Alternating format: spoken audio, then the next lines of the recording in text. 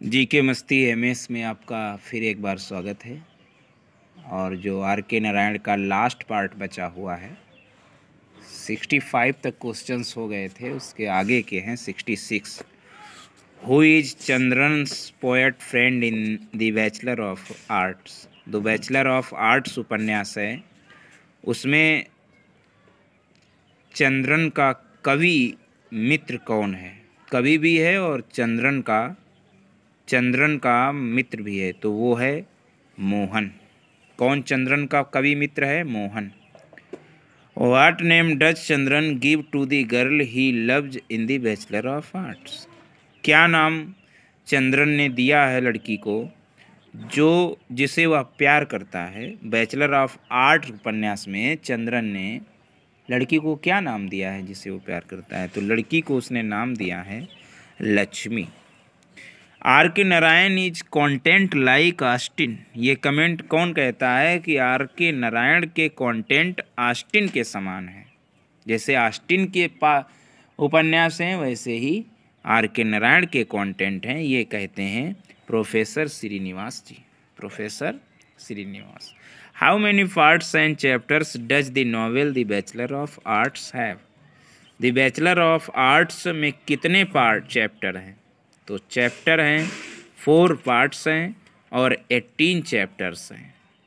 Part और chapter कितने हैं? 4 पार्ट हैं और 18 चैप्टर हैं। पार्ट कितने? 4, 18 chapter. Question number 70। Who is the professor of history in the novel of bachelor of Arts. Bachelor of arts में कौन हिस्ट्री का प्रोफेसर है? तो प्रोफेसर राघवाचार्य जो हैं वो हिस्ट्री के प्रोफेसर हैं। The thief who stole the jasmine flowers in the novels in the bachelor of arts is. चोर जो जैस्माइन का पुष्प चुराता है उपन्यास बैचलर ऑफ आर्ट्स में, मतलब उपन्यास बैचलर ऑफ आर्ट्स में जो जैस्माइन के फूल चुराता है वो कौन है? तो वो है ए सन्यासी। सन्यासी जो है वो बैचलर ऑफ आर्ट्स में पुष्प चुराता है। Ganapati Shastrigal in the bachelor of arts is. Ganapati Shastrigal bachelor of arts में है, क्या है? ए मैच मेकर, एक माचिस बनाने वाला। After about 8 months of wondering Chandran reached A village in sand district. Which village?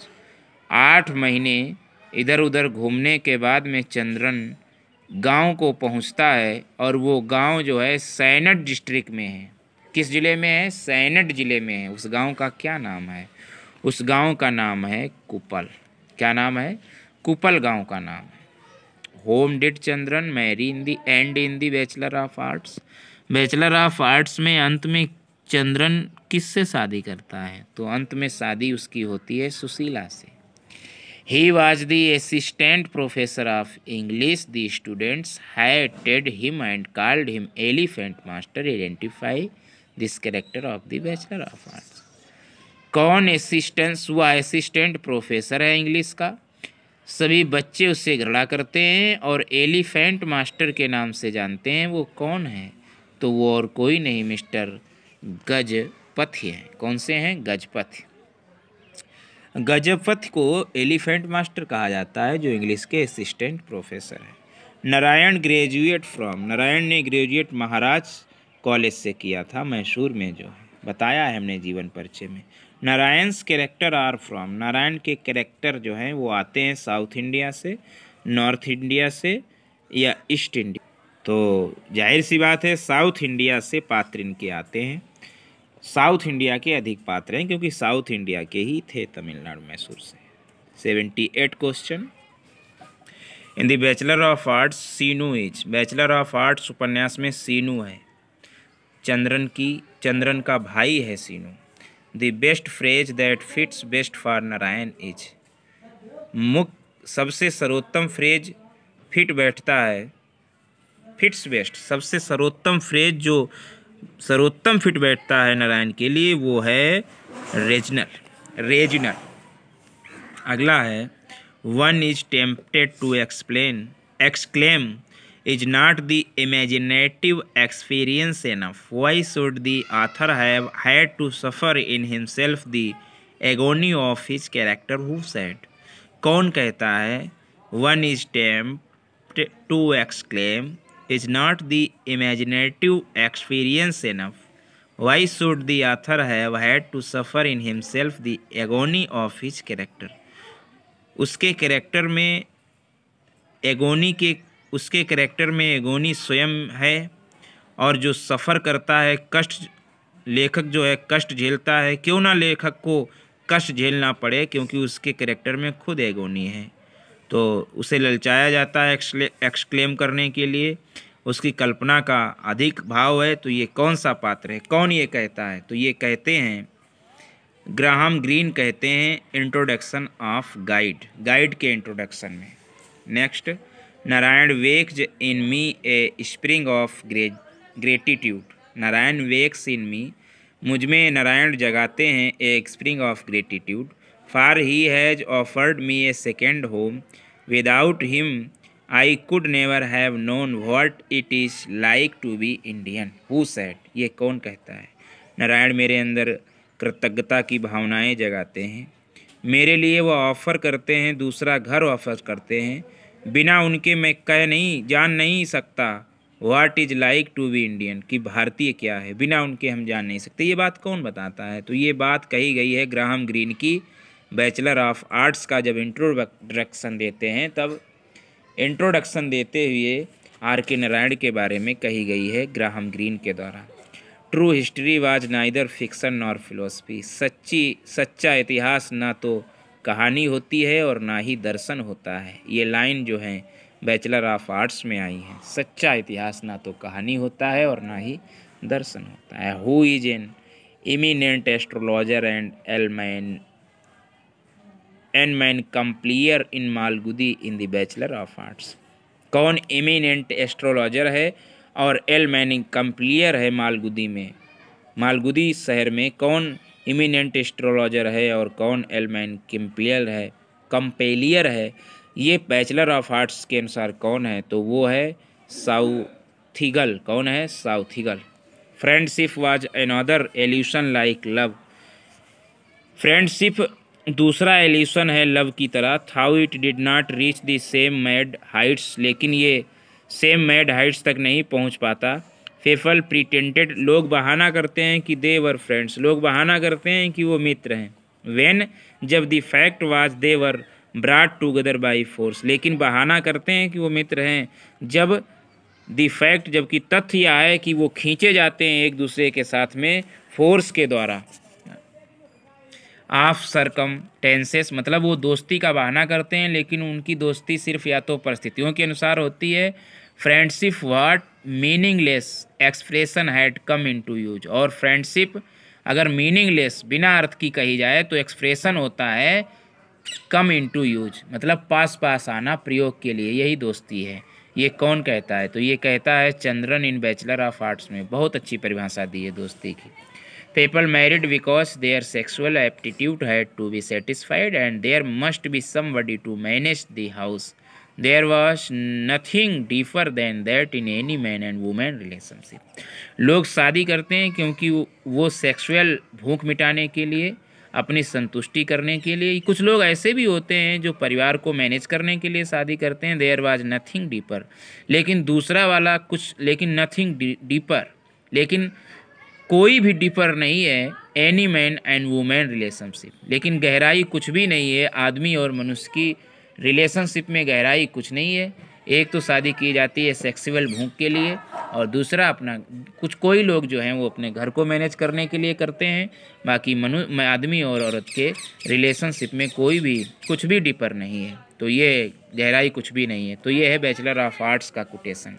Love is only a brain affection, प्रेम केवल ब्रेन अफेक्शन है। It led me to beg and cheat, ये हमें मांगने पर मजबूर करता है और चीट देता है। इट लेड मी, मुझे धोखा देने में और मांगने में ये अफेक्शन होता है। टू डिजर्ट माई पेरेंट्स, और मेरे माता पिता को डिजर्ट करता है। ये कौन कहता है? तो चंद्रन कहता है बैचलर ऑफ आर्ट्स, बड़ा दुखी पात्र है Chandran. Love is only a brain affection, it led me to beg and cheat. Love affection, love केवल ब्रेन अफेक्शन है जो हमें मांगने और धोखा देने पर मजबूर करता है और मेरे माता पिता को डिजर्ट करता है। The name of Chandran's father, Chandran के पिता का नाम है, चंद्रन के पिता का नाम है H.C. वेंकैचला आयर, H.C. वेंकैचला आयर इनके पिता का नाम है। Chandran took the agency of, Chandran agency लेता है किसकी? द डेली मैसेंजर की, डेली मैसेंजर अखबार की एजेंसी लेता है Chandran the bachelor of arts में। Then it art not to make any difference to you whatever you marry or not, and so why do not you marry when you know that will please your parents, when you are getting a lot of money and when you are earning so well? Whose advice is this? ये advice किसकी है कि then it ought not to make any difference, it ought not to make any difference to you whether you marry or not। ये कोई difference भिन्न नहीं करोगे तुम कि शादी करें कि ना करें। And so why do not you Mary when you know, जबकि तुम जानते हो विल प्लीज योर पेरेंट्स, तुम्हारे पिता जो हैं प्रसन्न रहेंगे, क्यों नहीं तुम शादी कर लेते। व्हेन माने जब, you are getting a lot of money, जब अधिक तुम पैसा धन कमा रहे हो, और when you are earning so well, और अच्छा कमाओगे। ये एडवाइस कौन करता है? किसे? तुम्हारे पिता भी खुश रहेंगे, पैसा तो इतना कमा ही रहे हो और भी अच्छा कमाओगे। तो ये सलाह देता है, मोहन सलाह देता है चंद्रन को। अगला, it is all matter of fate, ये सब भाग्य का खेल है। You can marry only the person, तुम शादी कर सकते हो केवल उसी व्यक्ति से who you are destined to marry, जो तुम्हें भाग्य में शादी, जिसके मतलब जिससे भाग्य, डिस्टाइन मतलब भाग्य जिससे शादी कराएगा उसी से शादी कर सकते हो। ये सब भाग्य का खेल है, केवल तुम उसी व्यक्ति से शादी कर सकते हो जिससे किस्मत कराएगी। And at the appointed time, और जब निश्चित समय होगा तभी शादी होगी, जब भाग्य कहेगा तब जिससे कहेगा उसी व्यक्ति से शादी कर सकते हो। व्हेन द टाइम कम्स, और जब समय आएगा, let her be the ugliest girl, she will like all right to the distant eye, और जब समय आएगा तब कुरूप से कुरूप लड़की भी भाग्य की आंखों से जब उसे देखोगे तब तुम्हें राइट लगेगी, सही लगेगी, हर दृष्टि से सही लगेगी।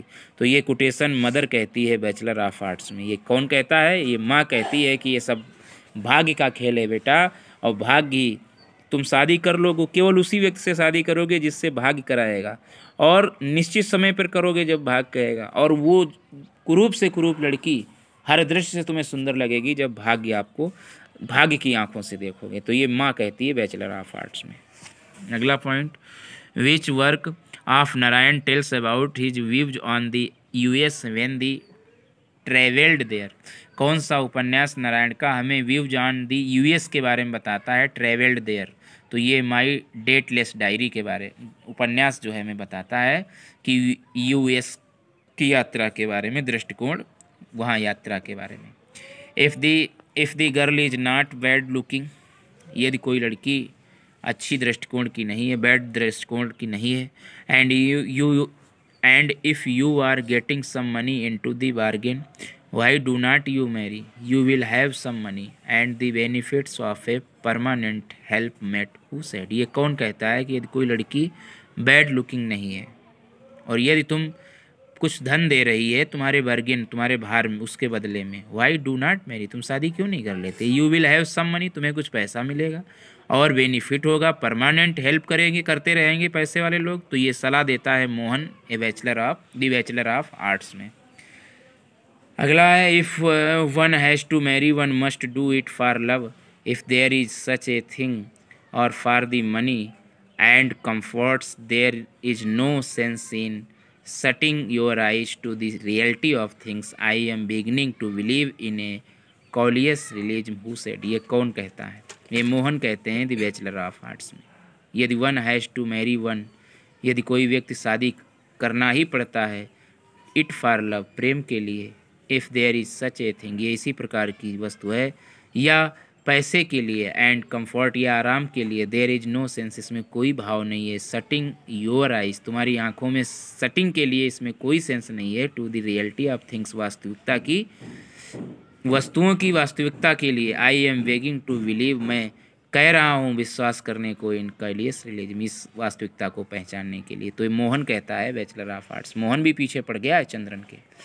आगे, I do not believe in love, मैं प्रेम में विश्वास नहीं करता। It does not exist in my philosophy, ये मेरे दर्शन से नहीं निकलता। There is no such thing as love, प्रेम नाम की कोई इस प्रकार की चीज़ ही नहीं होती। प्रेम मैं नहीं शादी आदि लव अब मैं विश्वास करता हूँ। If I am not unkind to my parents, यदि मैं अनकाइंड ना होता, अगर मैं दयालु ना होता अपने माता पिता, it is because of gratitude, उनका कृतज्ञ ना होता, क्योंकि मैं उनका कृतज्ञ हूँ इसीलिए मैं उनके प्रति दयालु हूँ। और जिसके प्रति कृतज्ञ नहीं, दया या कुछ प्रेम ही नहीं होता है। एंड नथिंग एल्स, और कुछ नहीं। मैं कृतज्ञ हूँ, प्रेम और लव कुछ नहीं है। मैं अपने पिता के प्रति प्रेम नहीं करता हूँ, सिर्फ कृतज्ञ हूँ उनका, उन्होंने मुझे पाला पोसा, इसलिए उनके प्रति एहसान बूझ से मैं प्रेम हो रहा है। इफ़ गेट ए वाइफ, यदि मुझे पत्नी मिलती, आई सेल नॉट रेंच हर, मैं उसे रेंच नहीं करूँगा। हैंड और शुर, कसम नहीं खाऊंगा at her, because it would be indecent, क्योंकि ये इनडिसेंट होगा। That is all the motive for a lot of habitual decent behavior we see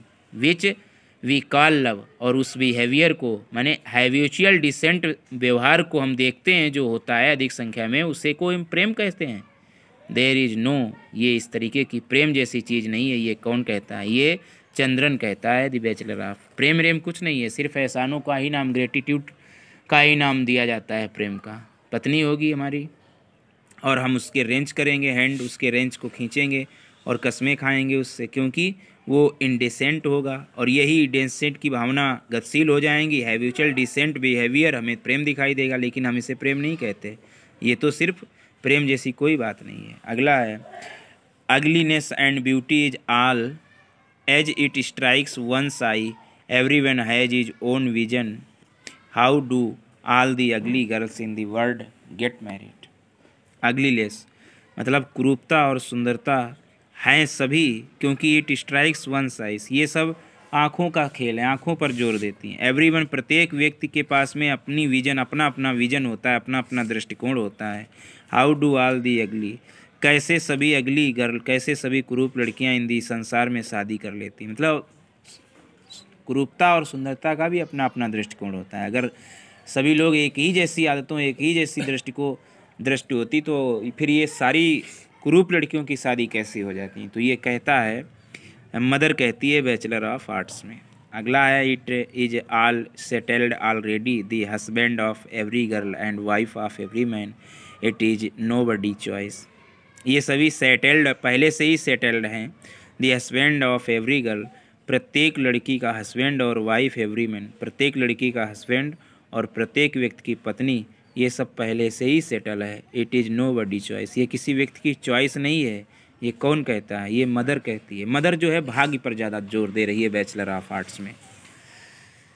आगे, who is the father in law of Chandran in the bachelor of Arts. Bachelor of arts में father in law कौन है? तो चंद्रन के, तो bachelor of art में चंद्रन के father in law हैं जयरामा आयर। जयरामा आयर। It is a poet's business only to ask questions he cannot always expect an answer. These lines are from. It is a poet's business. ये poet का business है, केवल question पूछने के लिए। मतलब ये कवि का बिजनेस, व्यापार है, केवल सवाल ही पूछेगा। He cannot always expect an answer, और वो आशा नहीं कर सकता, सदैव आशा नहीं कर सकता उत्तर की। मतलब पोएट का बिजनेस है क्वेश्चन पूछना, वो सदैव आशा नहीं कर सकता, क्योंकि वो हर समय क्वेश्चन पूछेगा तो सदैव आशा कैसे करेगा आंसर की। ये लाइनें जो हैं कहाँ से ली गई? ये लाइनें ली गई बैचलर ऑफ आर्ट्स की। When did Narayan die, Narayan कब मरे? तो 13 मई 2001 को। हमने बताया है जीवन परिचय, फर्स्ट पार्ट जरूर देखिएगा। Whose novels in Indian English literature are characterised by Chekhovian simplicity and gentle humour.